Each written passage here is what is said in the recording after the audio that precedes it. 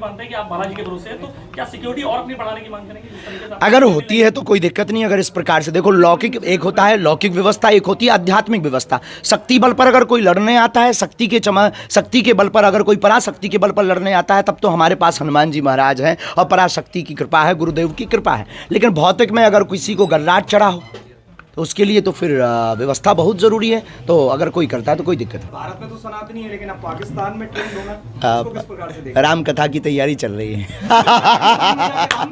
माना कि पाकिस्तान बर्बादी की कगार पर है, वहाँ जो जरूरी चीजें हैं वो खत्म। जो देश अपनी ऊर्जा दूसरों को नष्ट करने में लगाता है वो स्वभाववश नष्ट हो जाता है, और पाकिस्तान को बहुत जल्दी भारत में विलय हो जाना चाहिए। यही रास्ता उसके पास है। क्या नहीं समझा भाई साहब? जिसकी बुद्धि ही खराब है, जिसका डीएनए ही डिस्टर्ब है, उनको क्या समझाओ। बहुत वॉलंटियर हैं, बहुत परिश्रम कर रहे हैं, काफी बहुत घर जाके तैयारी कर रहे हैं, मेहनत कर रहे हैं, बेटियों का निरीक्षण कर रहे हैं, वर पक्ष का निरीक्षण कर रहे हैं, चेक कर रहे हैं। 121 बेटियों का विवाह, जिनके माता पिता नहीं हैं, जिनके जो अनाथ हैं, किसी के भाई नहीं हैं, बहुत परिवार दीनहीन से हैं, ऐसी बेटियों का विवाह करवाएं। देखो, पहले से ही बागेश्वर धाम पर लाखों लोग जुड़े हैं। हर मंगलवार 4 लाख 5 लाख लोग आते हैं, और जो सनातनी हैं वो सब हिंदू एक हो रहे हैं, क्योंकि हमारा उद्देश्य और संकल्प सीधा स्पष्ट है, सनातन सनातन सनातन। अब हमें जातियों में ना बिखर करके हम हिंदुओं को एक होना। इस भारत में जब भी सनातन की बात आई है तो लोगों ने बोला है इससे डरना नहीं है,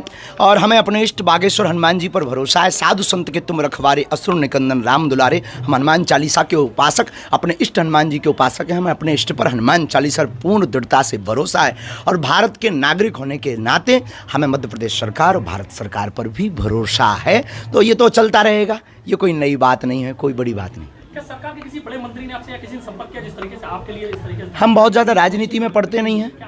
अध्यात्म से संबंधित हमारे जीवन की यात्रा है, सनातन से संबंधित जीवन की यात्रा है। जो सनातनी है हमारा वो है। अहिंसा धर्म पर, महात्मा गांधी के सूत्र पर चलना चाहिए। हमें किसी भी प्रकार का उपद्रव नहीं करना है। हम सनातनी लोग हैं, वसुदेव कुटुंबकम की चर्चा करते हैं, हमें हिंसा पर नहीं उतरना है। महाराज जी, आपके कारण पूरा साधु समाज भी बट गया है। शंकराचार्य जी ने कहा है कि आप जोशी मठ की दरारें भर दें। देखो, पहली बात तो शंकराचार्य जी ने वो बयान फिर बदला भी है, और शंकराचार्य जी हमारे सनातन के प्रधानमंत्री हैं। हम अपने संतों पर, सनातनी हिंदुओं पर कोई टिप्पणी नहीं करेंगे, ना उनका वैचारिक मत है। वो शंकराचार्य हैं, शंकराचार्य जी की वाणी है। अब उस पर हम कुछ भी किंतु परंतु नहीं कहेंगे। हम धीरेन्द्र कृष्ण हैं। देखो भाई, मणि और कांच में जमीन आसमान का अंतर है। कांच, मणि से ज़्यादा कांच चमकदार हो सकता है पर चमत्कार नहीं कर सकता है। तो मन की बात है, ट्रिक पा करके, लॉजिकली ट्रिक पा करके कोई भी, ऐसे तो तुक्का 1-2 लोग बता देते हैं, लेकिन यहाँ तो रोज प्रतिदिन 200-500 लोग आते हैं, और एक्यूरेट 100 में 140 इंटरनेशनल मीडिया के सामने जो व्यक्ति कह दे बिफोर टाइम पर्चा लिख करके रख दे कि आप किसी को भी उठा करके लाइए, उसी का पर्चा निकलेगा। भारत के इतिहास में आज तक इतना किसी भी धर्म को टारगेट नहीं किया गया, ना एक्सपोज किया गया, ना किसी भी चमत्कार पर। लेकिन बागेश्वर बालाजी ने अपना झंडा गाड़ा, सनातन में भारतीय संतों की जीत हुई, शक्ति वैदिक मंत्रों की जीत हुई, और उसी कारण से आज समूचा भारतवर्ष का प्रत्येक हिंदू बागेश्वर बालाजी के साथ, और प्रत्येक महात्मा बागेश्वर बालाजी का सोचना है। और भारत तो धर्मनिरपेक्ष राष्ट्र, फिर आप कैसे ये? बहुत अच्छा। देखो, उसमें ऐसा है, अगर हम सब साथ हों तो भारत हमारा हिंदू राष्ट्र हो। हमारी ये बालाजी से कामना है। हम कोई सरकार नहीं है कि हम निर्णय दे देंगे कि हम हिंदू राष्ट्र देंगे या हिंदू राष्ट्र बनाएंगे। हम ना तो कोई पॉलिटिशियन है, हम एक आध्यात्मिक गुरु हैं। तो हमारा उद्देश्य यह है कि अगर हम सब सनातनी साथ हो तो भारत हिंदू राष्ट्र हो। इसमें बुराई क्या है? इतने इस्लामिक देश हैं, क्रिश्चियनी देश हैं, तो क्या एक हिंदुओं के लिए एक हिंदू राष्ट्र नहीं होना चाहिए? क्या ये मांग या ये बात कहना, ये प्रार्थना करना अनलॉजिकली है? क्या ये भारत में बात कहना संविधान के खिलाफ है? प्रार्थना है, मांग है, मना थोड़ी ना है। बनाना तो प्रत्येक भारतीय सनातनियों को।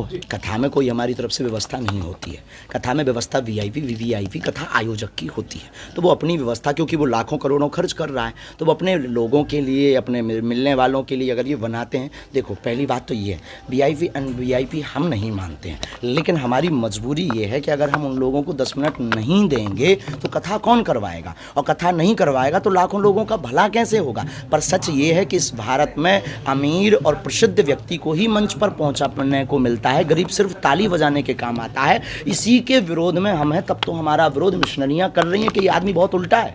ये मान लिया जाए आपका पूरी तरीके से प्रोपेगेंडा के तहत आपको बदनाम किया जा रहा है। मान लिया जाए, आप नहीं मान रहे हैं क्या अभी तक? चाहत है, उनकी कृपा, उनके भजन का बल है, तब तो हम बोल पा रहे हैं। नालायक से लायक गुरु कृपा से ही तो बोल पा रहे हैं। और भारत के इतिहास में जो कहते चमत्कार नहीं होते, हमारे गुरुदेव भगवान को ही प्रत्यक्ष जा करके देख लो, जिनके नेत्र नहीं हैं दिखने में, पर अंदर के नेत्र इतने पावरफुल हैं कि जिनको लाखों मंत्र कंठस्थ हैं। ऐसा कोई 2 नेत्र वाला भी करके बता दे तब बहादुर माने। 13 फरवरी से रासलीला प्रारंभ हो जाएगी। 15 फरवरी से 19 तारीख तक जगतगुरु श्रीमद जगतगुरु द्वाराचार्य मलुक पीठाधीश्वर स्वामी राजन दास जी महाराज की कथा होगी।